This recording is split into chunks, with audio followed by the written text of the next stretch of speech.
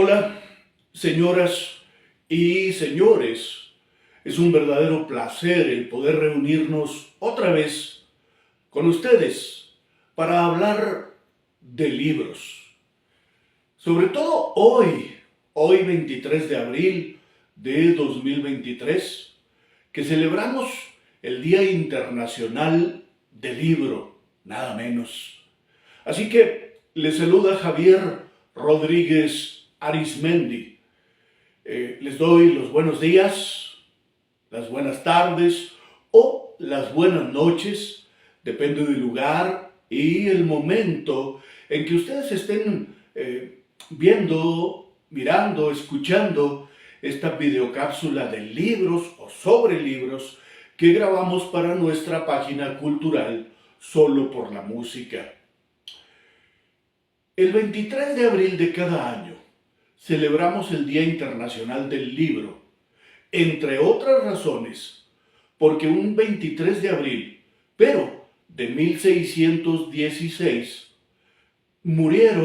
fallecieron, por una parte, don Miguel de Cervantes Saavedra, autor del Quijote, y por otra parte, William Shakespeare, autor de Romeo y Julieta, autor de Hamlet, de Macbeth, en fin, autores imprescindibles. Cervantes, la cima de la literatura en lengua española; Shakespeare, la cumbre en lo que tiene que ver con la creación literaria en lengua inglesa. Así que, para conmemorar el fallecimiento de estos genios de la creación literaria, pues es que se ha elegido el 23 de abril como fecha para celebrar, insisto, el Día Internacional del Libro. Hoy, para celebrar este día, que para los lectores es muy especial, me permití elegir 10 libros de mi biblioteca, que no necesariamente son mis libros predilectos, porque uno tiene tantos libros predilectos que 10 son muy poquitos. Tendrían que ser 100, 200, 300 quizá libros predilectos que uno ha ido atesorando a lo largo de décadas de lectura. Pero bueno, elegí 10 y les hablaré de ellos brevemente a continuación. El primero del que quiero hablar es El infinito en un junco. Este libro, publicado por primera ocasión en 2019 y que ha sido un gran éxito editorial, un gran éxito de ventas, es un libro de la filóloga española Irene Vallejo. Aquí, en estas páginas, Irene Vallejo nos cuenta la historia del libro, el libro como objeto, y sus múltiples metamorfosis. Irene Vallejo va mucho más allá de contarnos solo la historia del libro, desde los rollos de papiro del antiguo Egipto hasta el libro electrónico de nuestros días. No, el texto de Irene Vallejo no se queda ahí. El texto de Irene Vallejo nos habla de la historia de los antiguos griegos, de la historia de la cultura de los romanos, pero nos habla también, Irene Vallejo, en este libro portentoso, de la historia del mundo antiguo, del mundo, como dije, de los griegos, de los latinos, pero también del mundo moderno, del mundo de la internet, de las redes sociales, de los audiolibros o de los libros electrónicos. Irene Vallejo da saltos en el tiempo a través de su texto y nos va contando, va engarzando una serie de historias, todas relacionadas de alguna manera con el libro, su evolución, sus metamorfosis, historias engarzadas, historias encadenadas entre sí, que al final terminan por ser una gran historia de la humanidad, una gran historia del mundo.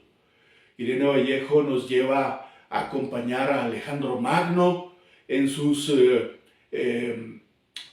viajes, en sus andanzas de conquistador, pero también nos asomamos a la brillantez y al lado oscuro de filósofos, como Platón o Aristóteles. Acompañamos a Irene Vallejo a la construcción de la Biblioteca de Alejandría, que fue la primera gran biblioteca de la humanidad, y asistimos también de la mano de Vallejo a la quema, a la destrucción de la biblioteca de Sarajevo durante la guerra de la ex Yugoslavia, la guerra civil que desmembró aquella nación en los años 90. En fin, este es un libro fascinante. Pocas veces uno puede encontrar un libro en el que se pueda aprender tanto, en el que pueda uno obtener tanta información valiosa, pero a la vez un libro que además de informarnos, que además de transmitirnos mucho conocimiento, pues es un libro delicioso, es una lectura magnífica, estupenda, que se disfruta de principio a fin. El infinito en un junco, de Irene Vallejo, libro imprescindible para entender la historia del libro y en buena medida la historia de la humanidad, ligada de manera indefectible a este maravilloso artefacto. Decía o dice Irene Vallejo en este texto que si tuviésemos una máquina del tiempo y pudiésemos traer a un griego de la antigüedad o a un romano de la antigüedad a nuestros días, todo lo que hay en nuestras casas le resultaría ajeno, desconocido, incomprensible. Las computadoras, los electrodomésticos, todo lo que tenemos hoy en casa para un griego o un romano de la antigüedad sería algo extraño, incomprensible, pero no los libros. Un griego o un romano de la antigüedad inmediatamente comprendería la importancia de este artefacto, la importancia de este invento ya milenario que ha permitido a la humanidad vencer el paso inexorable del tiempo y poder atesorar el conocimiento, las leyendas, las tradiciones a través de la invención de la escritura y del libro, por supuesto. Entonces, pues hay que leer este libro, El infinito en un junco, de Irene Vallejo.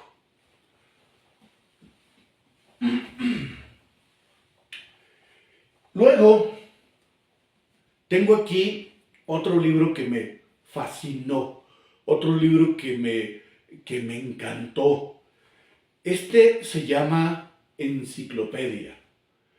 Este libro fue escrito, investigado, minuciosamente investigado, por el historiador alemán Philipp Blum.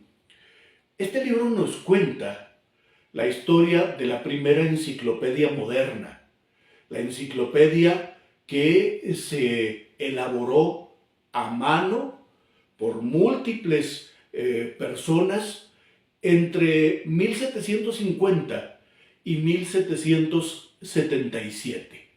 Esa primera enciclopedia, que constó de 28 tomos y que se escribió, como decía, en buena medida a mano, esa enciclopedia fue, digamos, el producto más longevo y más fructífero de este periodo histórico que conocemos como la Ilustración, que la Ilustración fue mayoritariamente francesa, pero no solo francesa. Hubo también ilustración, movimientos ilustrados en otros países de Europa. Y bueno, este libro nos cuenta cómo se va reuniendo todo el conocimiento disponible hasta mediados del siglo XVIII, y se va reuniendo ese conocimiento para luego englobarlo todo en esa enciclopedia, en esa primera enciclopedia que dirigieron Denis Diderot y Jean d'Alembert. Este es un libro maravilloso porque, además de contarnos la historia de la enciclopedia, además de permitirnos asomarnos a la ilustración francesa, además de permitirnos atisbar cómo se elaboraban y cómo se vendían, cómo se distribuían los libros en el siglo XVIII.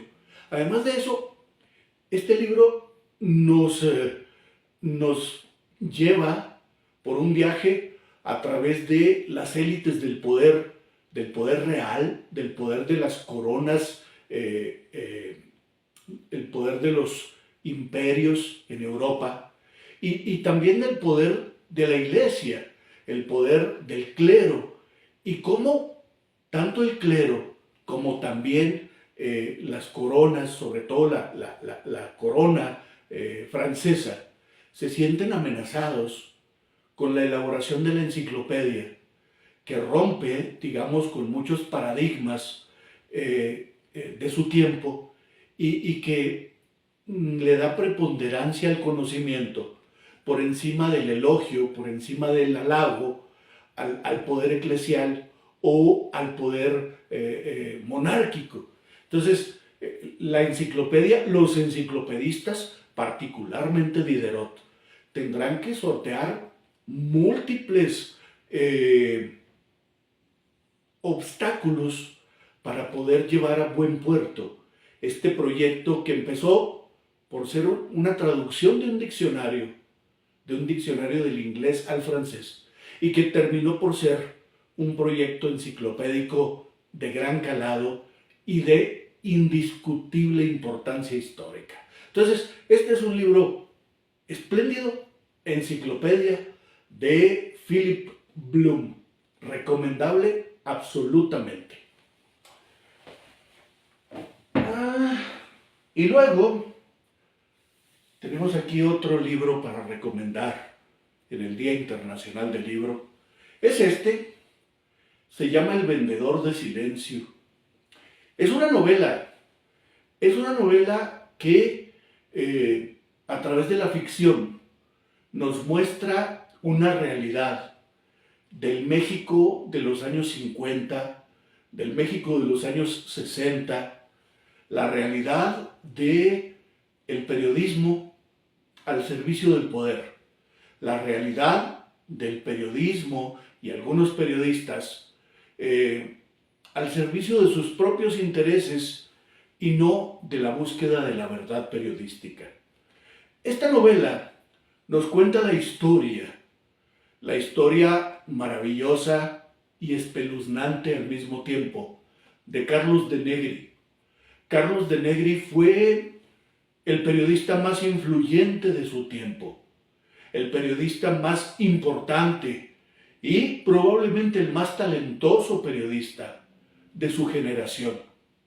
Carlos de Negri vivió su esplendor como periodista entre los años 40, pero sobre todo los años 50 y los años 60 del siglo XX.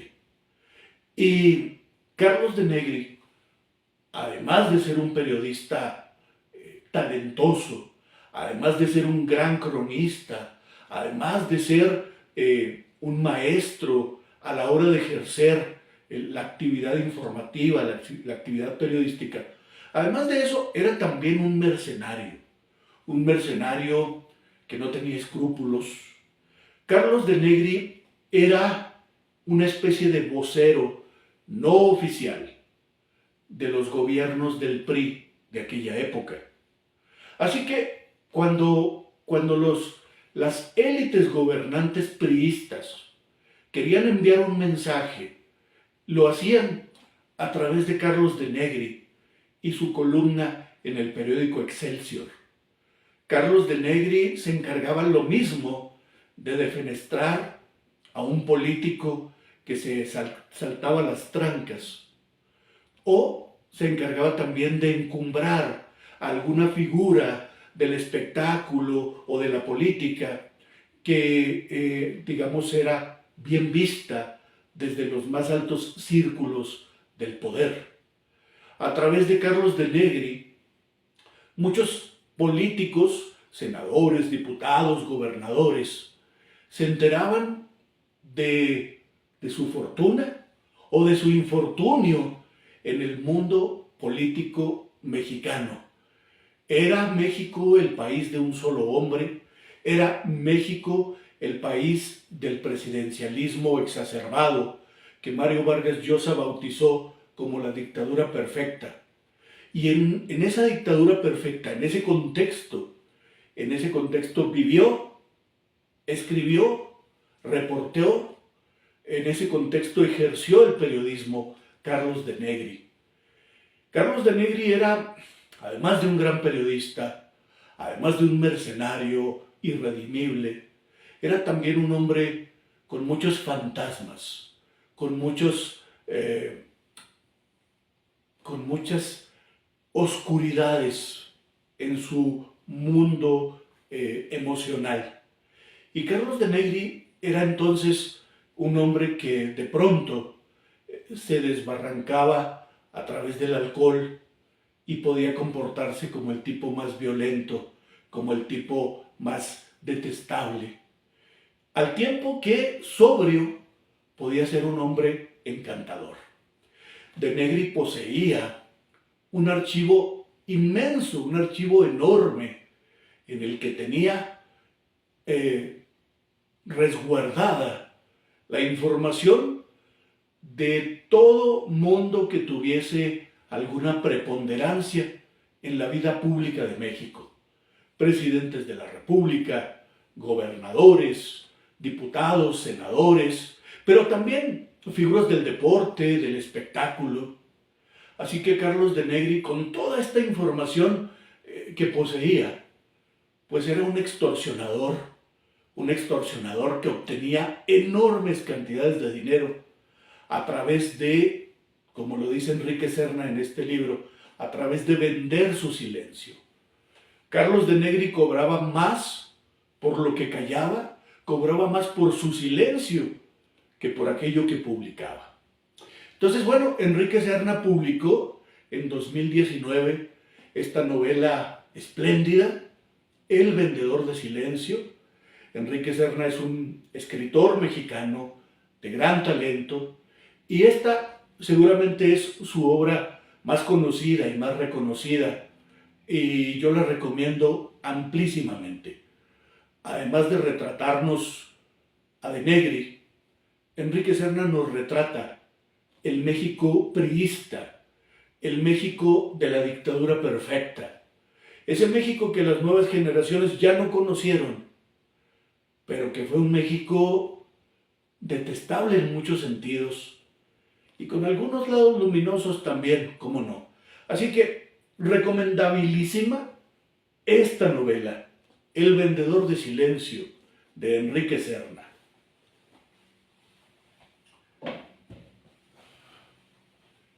Tengo aquí otra novela. Esta es también una novela escrita por un mexicano.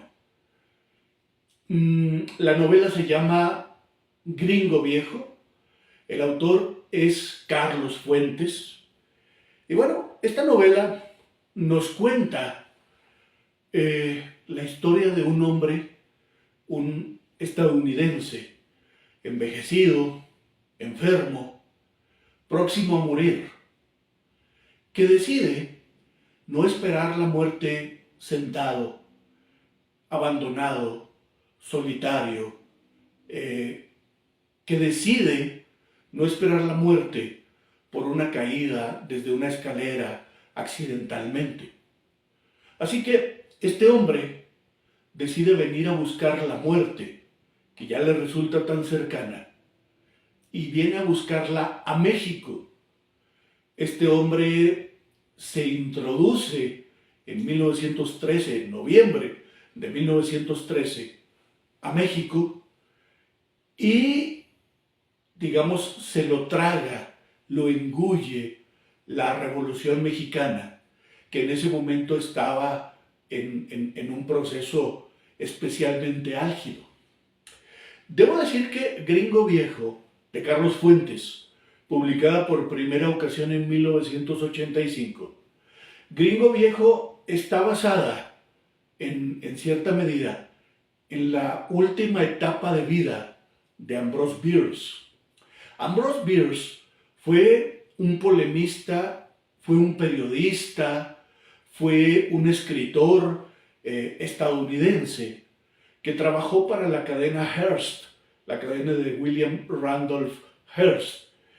Y cuando ya se vio viejo, enfermo, próximo a morir, como ya dije, se vino a México y aquí desapareció, engullido, tragado por la vorágine revolucionaria. Entonces, esta novela, Gringo Viejo, está basada en esa última etapa de vida de Ambrose Bierce y es una novela absolutamente recomendable. Hay muchas ediciones, yo tengo esta que es del Fondo de Cultura Económica, que es una edición hermosa en pastas duras. Les recomiendo ampliamente leer esta novela. Hay película también de este libro, una película que protagonizaron Gregory Peck y Jane Fonda en 1989, pero para mí nada comparable a la experiencia de leer Gringo Viejo directamente de la pluma de Carlos Fuentes. Seguimos. Otra novela que quiero recomendarles hoy, Las intermitencias de la muerte, de José Saramago.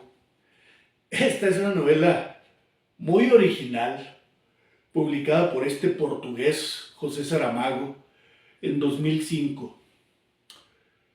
En esta novela, Saramago, ganador del Premio Nobel de Literatura en 1998, Saramago nos cuenta la historia de un país donde repentinamente, a partir de un 1 de enero, la muerte deja de matar.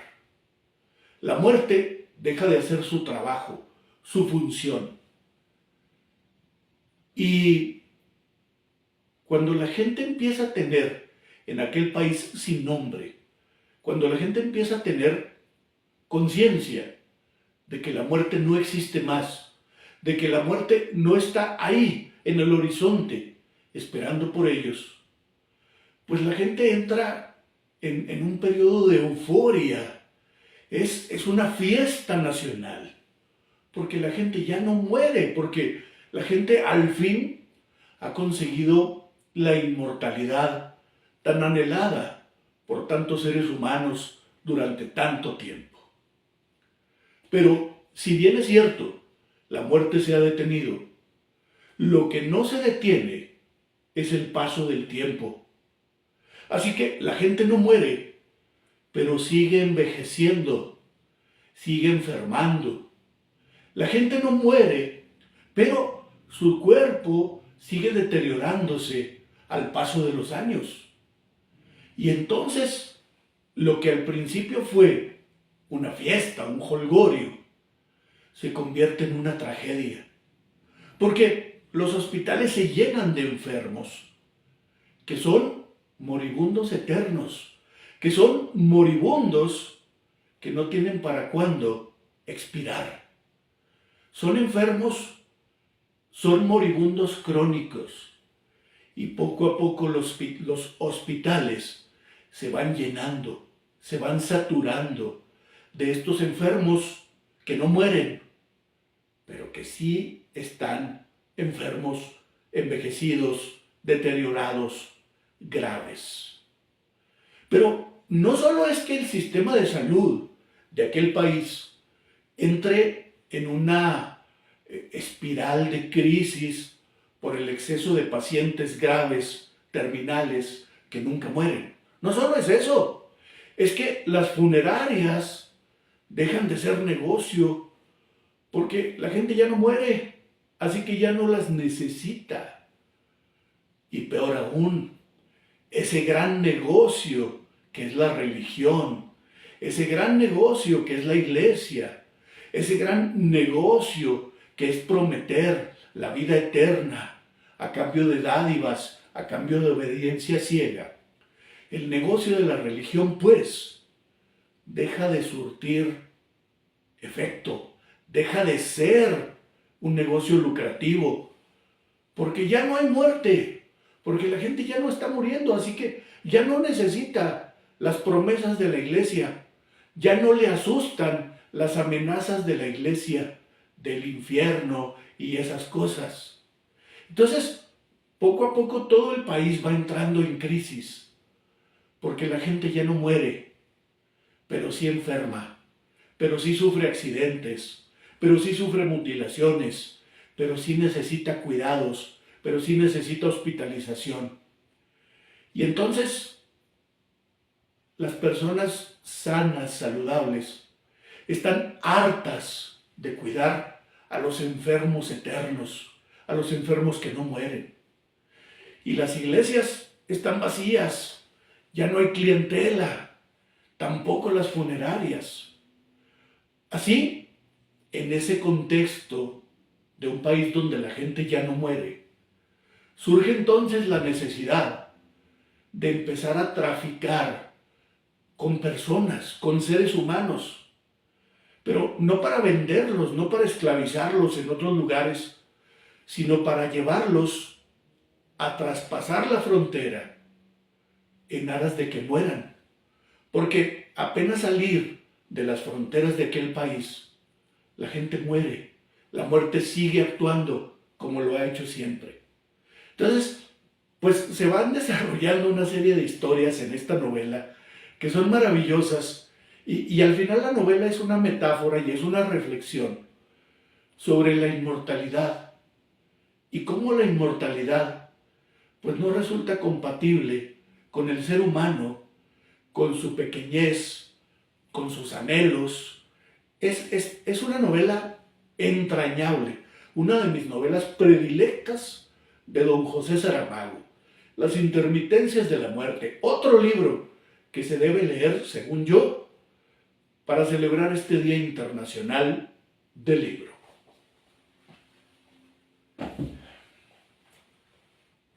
Tengo aquí, déjenme tomar un poco de agua.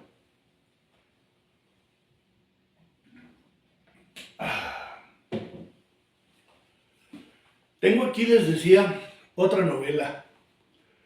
El amor en los tiempos del cólera. La gran novela de don Gabriel García Márquez, publicada por primera ocasión en 1985. El amor en los tiempos del cólera es la historia de amor entre Fermina Daza y Florentino Ariza. Una historia de amor que se extiende por más de 50 años.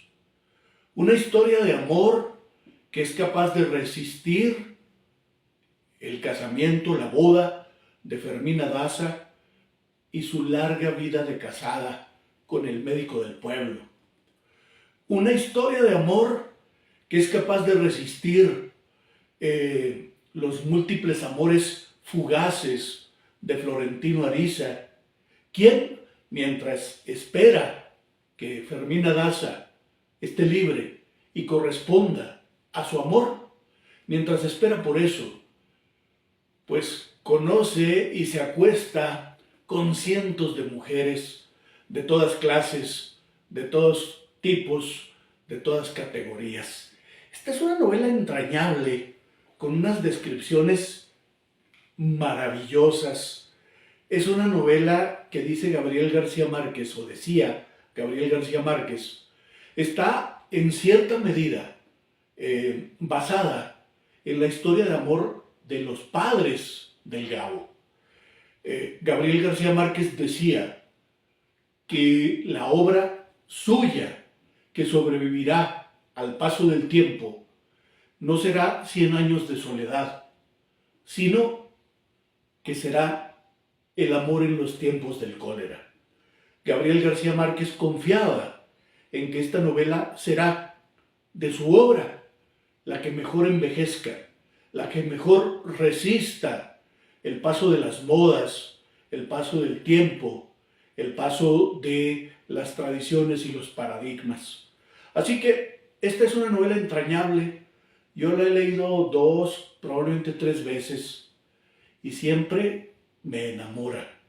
Está escrita con una prosa tan poderosa, tan poética, pero a la vez tan sencilla, tan clara, tan diáfana, que es una novela deliciosa, que es una historia de amor, pero que es también una historia de los pueblos caribeños de Colombia.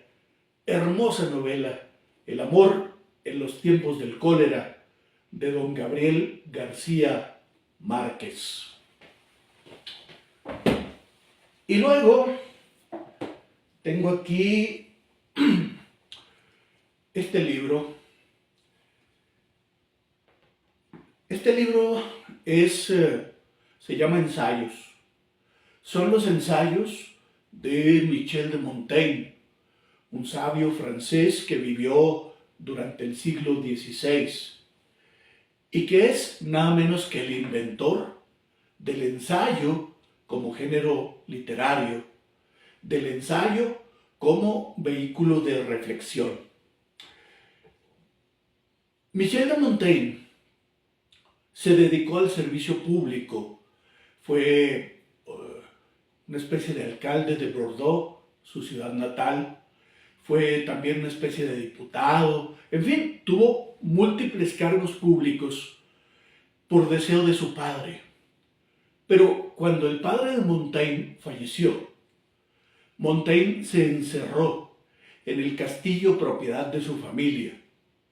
Y ahí, encerrado en ese castillo, Montaigne se dedicó a reflexionar, a leer, a investigar, a indagar. Y de toda esa actividad intelectual nació este libro maravilloso, centenario, imperecedero. Aquí Michel de Montaigne nos habla de temas muy diversos en más de 100 ensayos. Michel de Montaigne nos habla desde el discreto tamaño de su pene y la forma en que él buscaba sexualmente a su esposa, cuando menos 3 veces por semana. Michel de Montaigne nos habla desde su vida cotidiana, la muerte prematura de casi todos sus hijos, con excepción de una de ellas. Michel de Montaigne se desnuda ante nosotros y además de hablarnos de su sexualidad, de sus hijos, de su vida cotidiana, nos habla también del entrañable amor que sintió por su padre y cómo muchas veces cuando extraña al padre, lo que hace es vestirse con las ropas de él para sentirlo cerca, para sentirlo próximo. Michel de Montaigne, por supuesto, reflexiona sobre muchos temas, desde la filosofía, la muerte, hasta la verdad, las tradiciones de los pueblos, el paso del tiempo, en fin. Este es un libro maravilloso que, no obstante haber sido escrito a finales del siglo XVI, pues sigue siendo un libro vigente, un libro que aún hoy, en pleno 2023, en pleno siglo XXI, un libro que aún hoy tiene mucho que decirnos, tiene mucho que contarnos, mucho que comunicarnos.